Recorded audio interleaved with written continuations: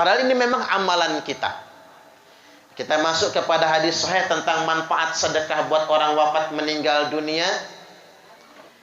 Ada sahabat bertanya, anna rajulan. Ada seorang laki-laki atan Nabiya sallallahu alaihi wasallam, mendatangi Nabi, lalu dia bertanya, ya Rasulullah, inna ummi matat. Wahai Rasulullah, ibuku mati. Walam tus. Kemarin waktu mati nggak ada pesannya, nggak ada omongannya. Jadi nggak ada wasiat apa-apa. Wa adhunnuha law takallamat tasaddaqat. Tapi aku punya pikiran ya Rasul, seandainya ibuku masih bisa ngomong, kemungkinan besar dia ingin bersedekah. Apa yang fa'uha in tasaddaqtu anha, apakah ibuku akan mendapat manfaat, pahalanya nyampe bila aku sedekah atas nama dia. Bahkan dalam matan yang lain begini Pak, apalah ajrun, apakah pahalanya nyampe ke ibu saya kalau aku anaknya yang inisiatif sendiri sedekah atas nama dia?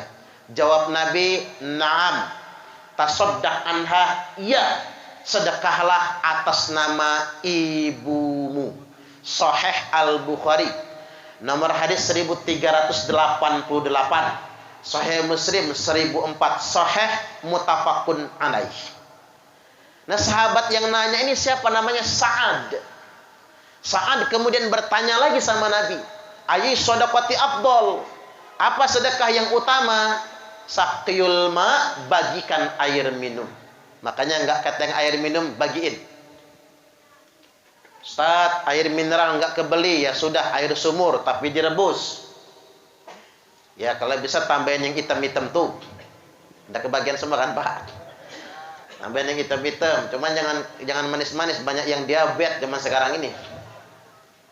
Ustaz, enggak bisa, enggak kebeli kopi, enggak punya gula, enggak kebeli gula putih misalnya, gas lagi habis, kayu bakar jauh tangeh, ngerebus enggak bisa, ya sudah air sumur, enggak direbus enggak apa-apa, masukin teko, bagiin di gelas, tapi jangan ngomong-ngomong, banyak yang enggak mau minum takut anyang-anyangan. Ya sebenarnya nggak bakal jadi penyakit. Buktinya kita di Mekah itu Pak, saya ketipu. Saya ngomong sama orang di Mekah itu, sama petugas hotel, itu galonnya habis kata saya. Pikir saya kalau galon habis, galonnya diambil, dia cari air minum isi ulang. Ternyata air keran itulah yang diisikannya itu. Nggak ada masak-masak air di Mekah itu, ya air keran itulah. Kalau air zam-zam mending air keran di hotel. Oh ternyata memang sudah bersih ya. Enggak mesti direbus artinya Bapak Ibu. Nah, di sini artinya sesuatu yang diniatkan sedekah tidak akan mendatangkan penyakit. Lebih dari itu apa ya Rasul? Fa'itamu ta'am. Ada anjuran sedekah makanan. Ini saya cuma ngulas lagi ya Pak. Pernah saya sampaikan ini soalnya. Sedekah makanan. Jadi sedekah makanan terkait dengan orang meninggal itu sunnah hukumnya, bukan perkara bid'ah. Dulu Nabi waktu Ja'far meninggal, selesai dimakamkan, istrinya meminta Nabi dan para sahabat untuk datang ke rumahnya untuk makan hidangan daging kambing yang sudah dimasak oleh istrinya. Kalau itu haram, sudah diharamkan oleh Nabi. Kalau itu bid'ah apa? Sudah dibid'ahkan oleh Nabi. Tidak. Makanya kebudayaan orang Lampung dulu, kalau akas tombay, nyai, yai, sidi, siti meninggal dunia, nyembelih kebo.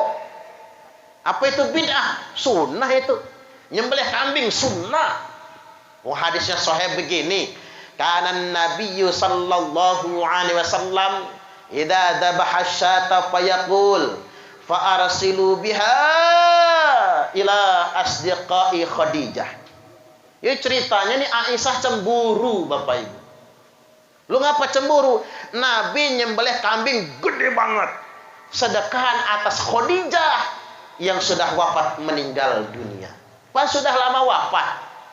Kalau bahasa kitanya begini, segitunya cinta sama bininya, Udah lama meninggal aja masih diserkahi, sembelih kambing. Apa jawab Nabi sama Aisyah? Kamu tidak akan pernah bisa mengalahkan kemuliaan Khadijah. Subhanallah. Baru Khadijah, Aisyah mengakui itu semua. Tapi yang terpenting yang harus saya garis bawahi, Nabi sedekah sembelihan kambing. Dibagi-bagikan sedekahan atas Khadijah yang sudah wafat meninggal dunia. Sahih Muslim. Jadi bukan hadis biasa nih Pak.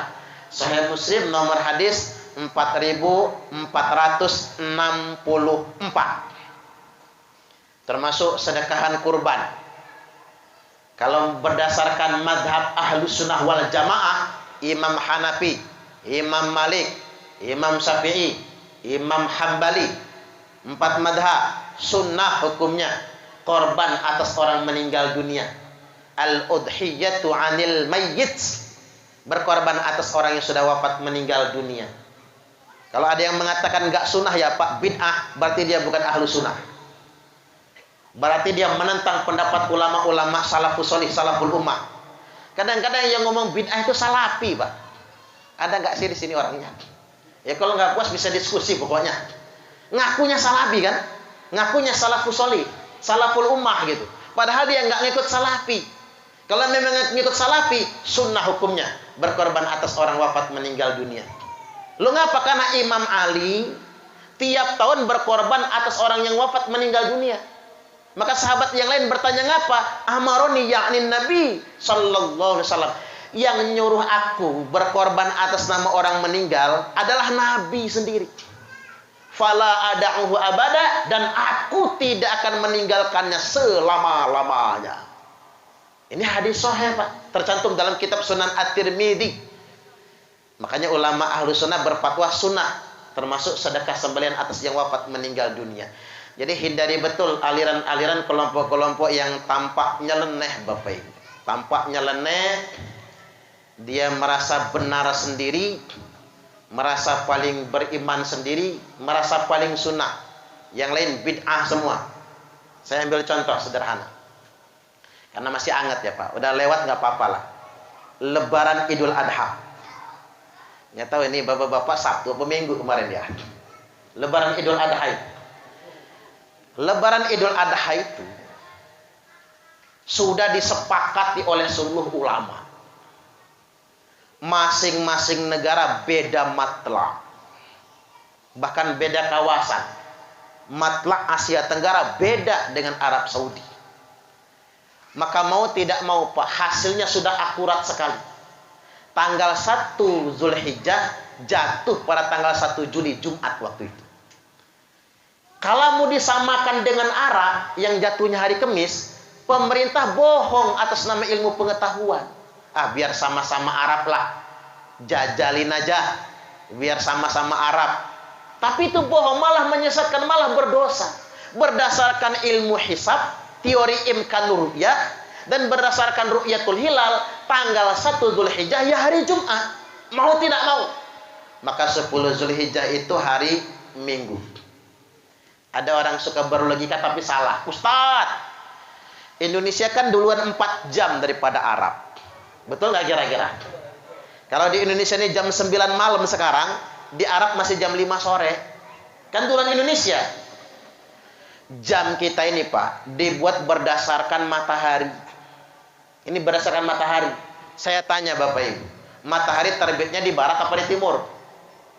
Timur kan? Sedangkan Indonesia ini negara yang lebih timur daripada Arab Saudi. Maka mau tidak mau, matahari di Indonesia duluan 4 jam. Sekarang saya tanya balik. 1 Syawal, 1 Zulhijjah, 1 Zulqaidah, 1 Ramadan. Ru'yatul hilal. Ngelihat hilal itu di timur apa di barat? Barat kan? Karena Arab Saudi itu lebih barat daripada Indonesia, maka hilal lebih tua di sana. Maka ada kemungkinan umur bulan lebih tua di sana 20 jam daripada Indonesia. Maka mungkin beda hari. Yang nggak mungkin tuh begini, Indonesia lebaran duluan, Arab Saudi besoknya, nggak mungkin itu. Karena kini kalender Komariah bulan loh Bapak Ibu, kalender bulan. Bukan kalender Samsiah. Kalau kalender Samsiah pasti duluan kita, karena matahari duluan kita. Tapi kalau kalender bulan, di sana yang duluan daripada kita. Makanya saya kemarin sempat buat pernyataan, yang lebarannya hari Sabtu, lebaran sholat idnya nggak sah. Karena Idul Adha di hari Sabtu. Yang nyembelih korbannya hari Sabtu, sembelihan korbannya tidak sah. Dia hanya sembelihan biasa. Kadang-kadang kita ini cuma ikut-ikutan, sok pinter, tapi merasa bener, Pak. Lu mengatakan puasa Arafah hari Sabtu haram, bisa-bisaan dia. Padahal saya kasih tahu hadisnya ini. As-saumu kama tasumun, wal fitru kama tuftirun, wal adha kama tudahun. Puasa Idul Fitri, Idul Adha itu kata Nabi, as-saumu wal fitru wal adha ma'al jamaah, wajib bersama pemerintah. Wa'idhu minnas, dan rata-rata orang kebanyakan. Maka fatwa ulama-ulama di Arab, kalau Idul Adha beda antara Arab Saudi dengan negeri yang lain, maka umat muslim dari bangsa lain yang sedang ada di Arab wajib mengikuti jadwal manasik Arab Saudi. Tapi warga Arab Saudi yang sedang di negara tersebut wajib beridul adha menurut pengumuman negara tersebut. Makanya Mesir sama Arab Saudi sering beda hari raya. Tapi ingat, Arab Saudi, rakyat Arab nggak ada yang ikut-ikutan Mesir. Rakyat Mesir nggak ada yang ikut-ikutan Arab. Padahal Mesir sama Arab jaraknya dekat sekali, cuman pisah Laut Merah saja. Kayak Kalianda, Bakauheni sama Merak Banten itu aja, Pak, pisah laut doang. Memang beda benua, tapi deketan. Nah, kita sama Arab naik pesawat terbang 9 jam, jauh betul. Jadi kalau beda hari raya wajar saja. Jadi saya balik lagi, jangan ikutan aliran-aliran yang sedemikian rupa. Memang begini, Pak, yang bahaya itu orang yang baru belajar agama, sedikit tahu tapi sok tahu. Apalagi belajarnya cuman lewat internet. Nanti kalau mati ditanya malaikat, guru kamu siapa? Syekh YouTube al-interneti. Kiainya Kiai Haji Google. Nggak bisa dipertanggungjawabkan yang kayak gitu. Jadi kadang-kadang sedikit tahu tapi merasa sok tahu. Makanya ada anekdot, biar nggak terlalu serius ngajinya ya. Anekdot. Ada mukidi, orang kampung jalan-jalan ke kota. Biasa di kampung, di dusun, Pak. Biasa di dusun, nengah ke kota. Masuk kota kaget dia, ternyata di kota rumahnya gede-gede banget. Begitu dia lewat gedung kantor bank, dia kaget, Masya Allah, gede banget. Di kaca bank ada tulisannya open. Kata mukidi, open gede banget. Kalau opennya segini kayak apa kuenya, pikir dia.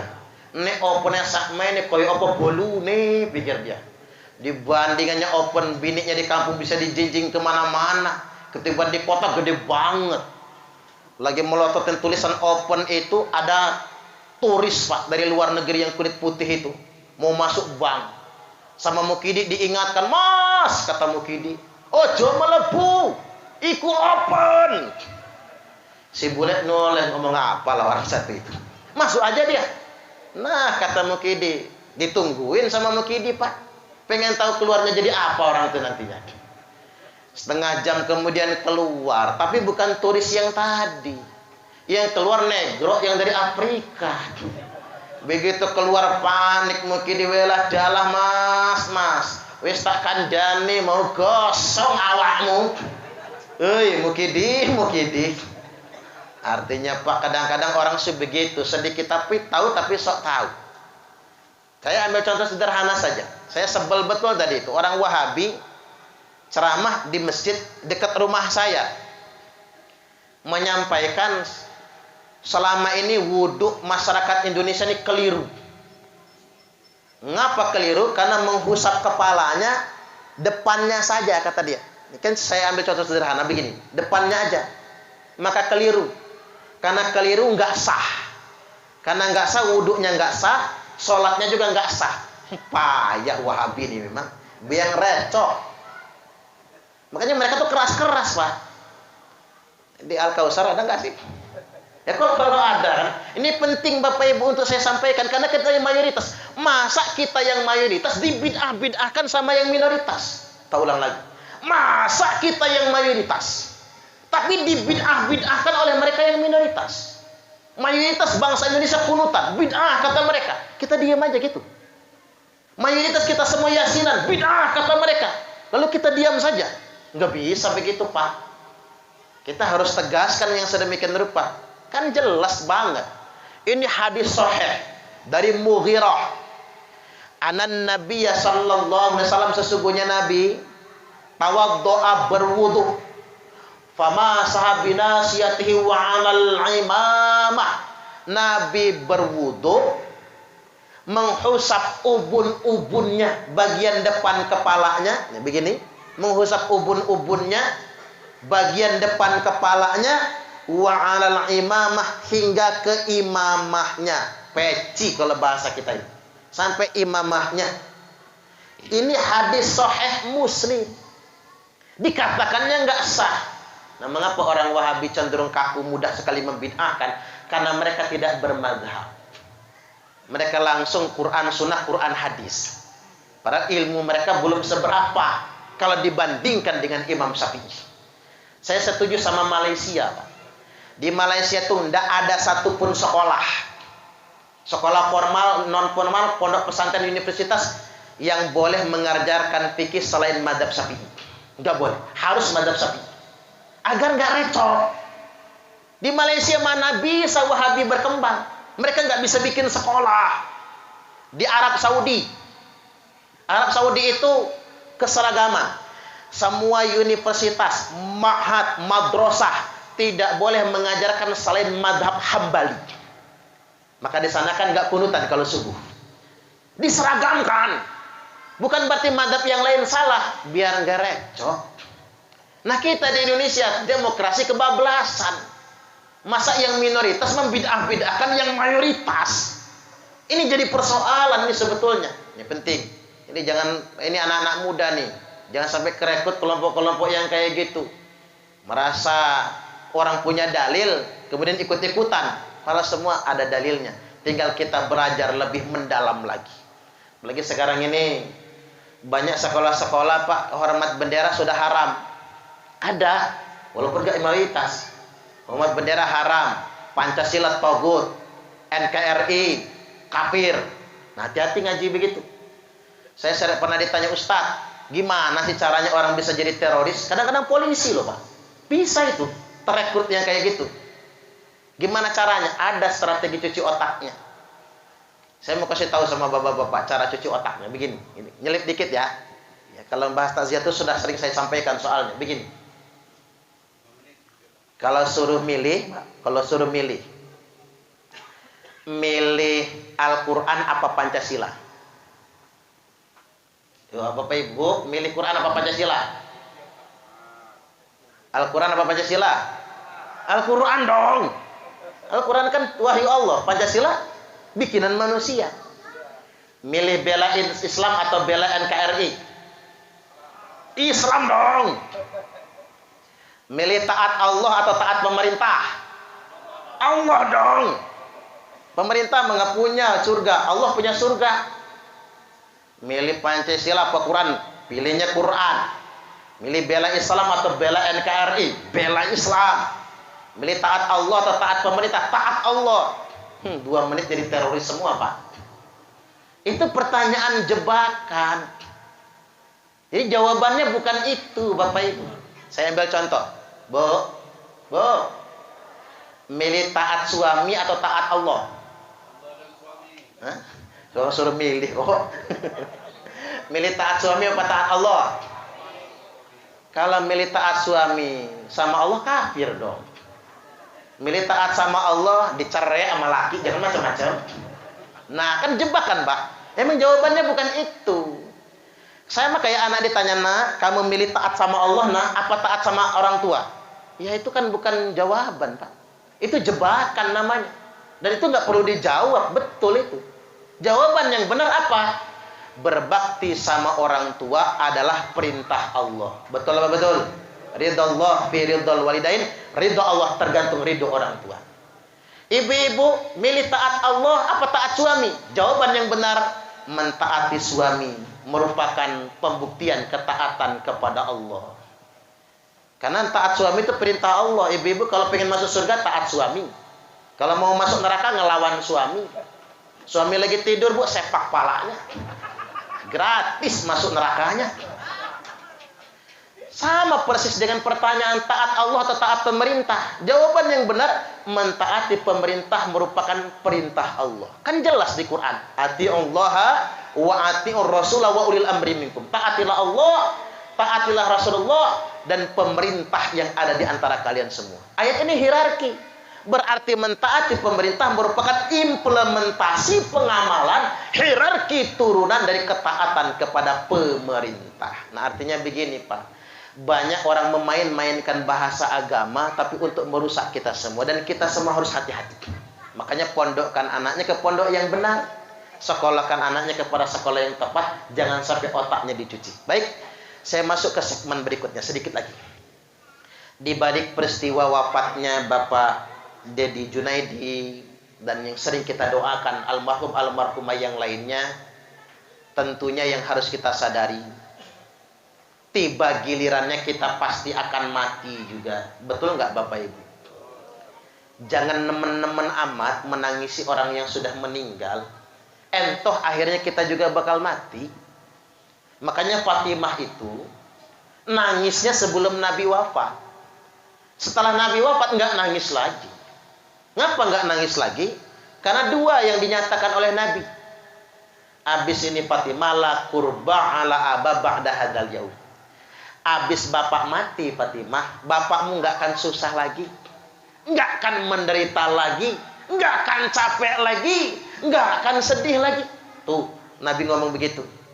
Perkataan yang kedua apa Fatimah? Abis bapakmu mati, ayahmu meninggal, orang pertama yang akan nyusul adalah kamu, bukan yang lainnya. Ya seneng Fatimah nyusul bapaknya. Kalau kita diomongin bakal nyusul cepat, agak ngeserem juga ya Pak ya. Senang sedemikian rupa. Artinya begini Bapak Ibu, cepat atau lambat ya kita pasti akan mati. Orang yang tertipu adalah orang yang ingin hidup lama di muka bumi ini. Ya Pak ya kira-kira. Jadi tolong bapak-bapak yang sudah tua-tua, apalagi yang sudah pensiun. Banyak ya. Oh, jangan terlalu ambisi lah Pak. Itu mah nggak lama lagi, percayalah sama saya. Nggak mau selama apa coba? Kalau udah pensiun itu.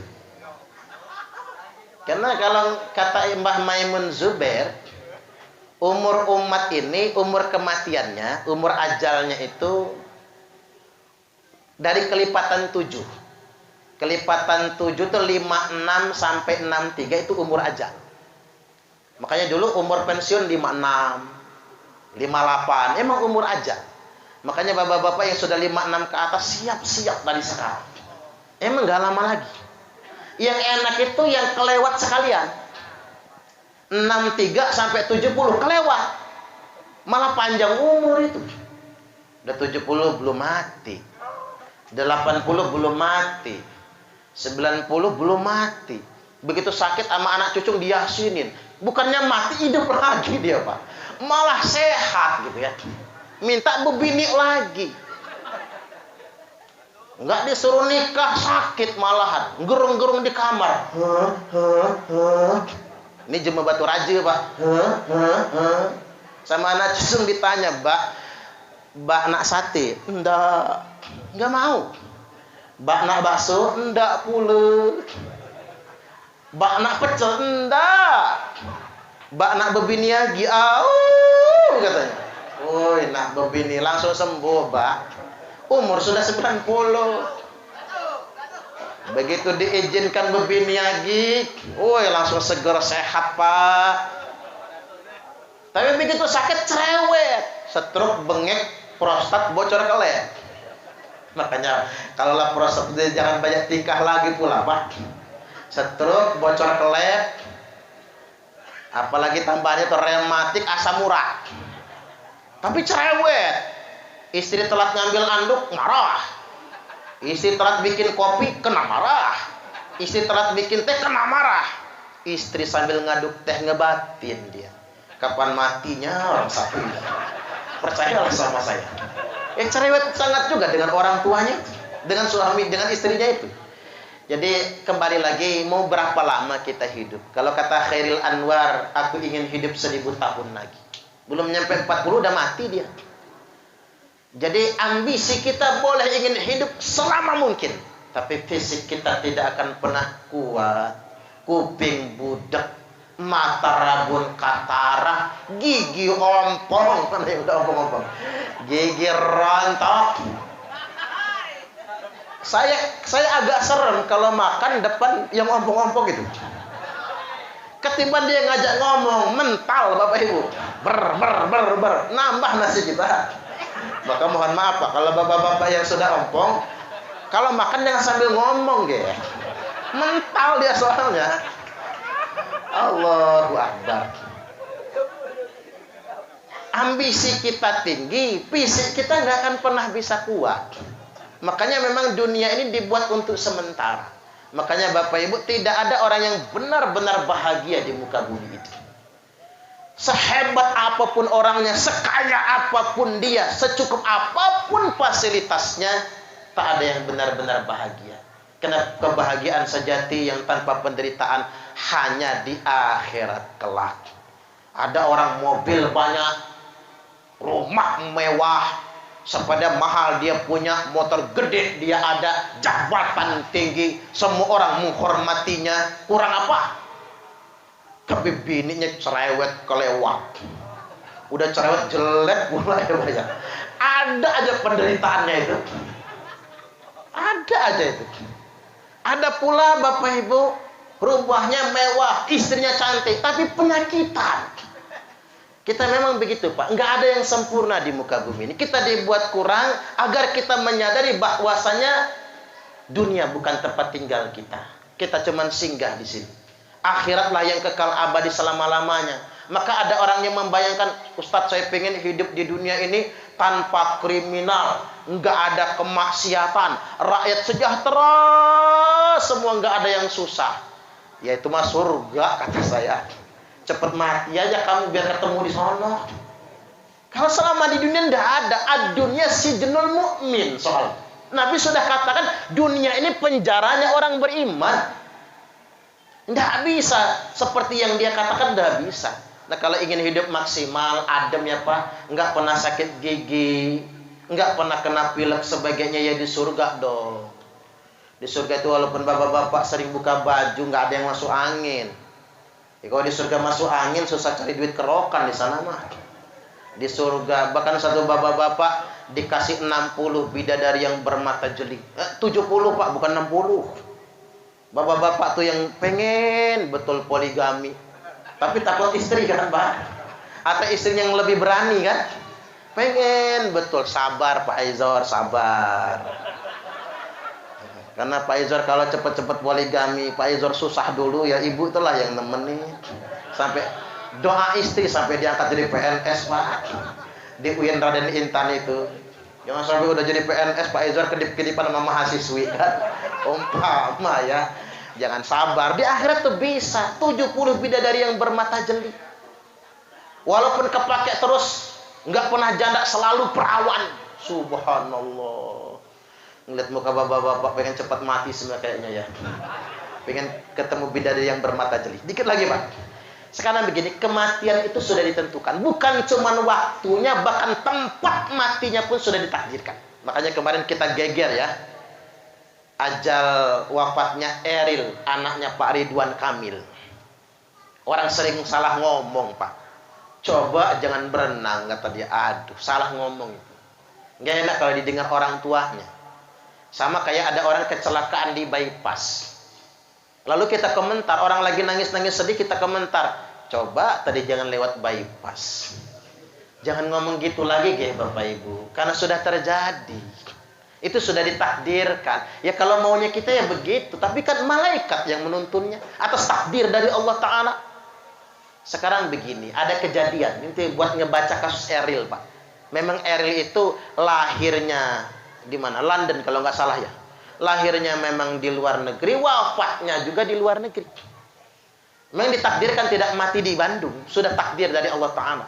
Nabi Sulaiman sedang ceramah. Ini kita ngambil hikmah. Pas Nabi Sulaiman sedang ceramah, di pojokan ada orang matanya melotot, nggak pernah ngedip. Coba periksa di pojokan, di gazebo itu Pak, di pos ronda itu. Kalau ada melotot, nggak ngedip. Kalau kita kan walaupun mata kita ini belok, masih ngedip lah manusia. Itu nggak ngedip. Yang dipelototin, yang duduknya paling dekat Nabi Sulaiman. Pak Aizar lagi lah katakanlah di sini. Dipelototin, selesai pengajian, selesai ceramah nih, dia bertanya Nabi, tadi kok di pojokan ada orang yang melototin saya. Biasanya sih berani adu pandang. Tapi begitu beradu pandang, kok saya lemah betul, kata dia. Begidik jantungku, berdiri bulu kudukku, terasa copot persendian tulang belulangku. Nabi Sulaiman setengah nyengir ngomong, kamu pengen tahu siapa dia? Dialah Israel, malaikat maut, sang pencabut nyawa. Loh, kata dia, ngapain dia datang ke sini? Ya lo yang dipelototin. Berarti kamu bakal dicabut nyawa. Israel nggak mungkin melototin yang belum mau mati, Pak. Pasti yang camat si calon mati. Nabi, saya belum pengen mati, kata dia. Ya nggak bisa dong, kata Sulaiman. Itu takdir. Bisa nggak saya kabur, kata dia. Mau kabur kemana? Mintalah dia kabur ke India. India, Baghdad kan jauh, kan kota Nabi Sulaiman itu Baghdad, ibu kotanya. Kan raja yang paling berkuasa di zaman itu Nabi Sulaiman. Makanya Baghdad disebut dengan negeri 1001 malam. Karena Nabi Sulaiman punya bini 1000, Pak. 1000 bininya. 1000 istrinya bisa digilir cuman dalam satu malam. Wih, kalau kata orang Lampung, mapas. Semalam. Saya mikir jamunya apa ya? Masya Allah, Pak. Gagah betul Nabi Sulaiman itu. Memang gagah. Nabi Sulaiman itu meninggal saja gak ketahuan, Pak. Sudah berminggu-minggu meninggal gak ketahuan. Karena dia berdiri di atas singgasananya megang tongkat. Matanya masih begini aja. Orang kira masih hidup. Gak ada masalah apa-apa. Ketahuan gara-gara tongkatnya dimakan rayap. Bayangkan, tongkat itu butuh berapa hari dulu agar dia dimakan rayap. Dimakan rayap, begitu tongkatnya ambruk, Nabi Sulaiman alaihissalam ambruk. Ternyata sudah wafat, meninggal dunia. Sakti betul Nabi Sulaiman. Makanya sombong Ratu Balkis atau Bilqis, Pak, dipindahin istananya. Makanya istana Ratu Balkis dipindahin, katanya dipindah ke Indonesia, Pak. Borobudur. Makanya Borobudur itu di mana? Di Sleman kan, Pak. Kampungnya Nabi Sulaiman itu ilmu cocokologi namanya. Dia cocok-cocokin ya. Tinggalin dulu yang cocokologi itu. Dia minta Nabi Sulaiman mengirim bangsa jin dan angin, karena Nabi Sulaiman kan tentaranya jin juga. Dikirim ke India. Ya sesuai dengan keinginan dong, kirim ke India. 3 hari 3 malam dia di India, terjadilah gempa bumi. Setelah 3 hari, goncang, ratusan orang mati, termasuk dia mati juga. Selesai kejadian gempa bumi di India, ribuan orang mati, Israel datang ke Baghdad lagi. Masih jauh dipanggil oleh Sulaiman, sini dulu. Sohakrapa. Apa man, kata Israel. Enggak, 3 hari yang lalu saya sedang ceramah, kamu recokin. Umat saya kamu pelototin. Iya, kata Israel, saya diperintah Allah mencabut nyawa manusia. Tapi enggak dikit, ramean. Karena yang bakal mati banyak, pakai gempa bumi. 3 hari sebelum kejadian saya cocokkan dulu dengan waiting listnya. Sama daftarnya, dicocok-cocokin kurang 1. Muter-muter di India, kata dia, Amitabh Bachchan belum waktunya. Sahrukan masih tangeh.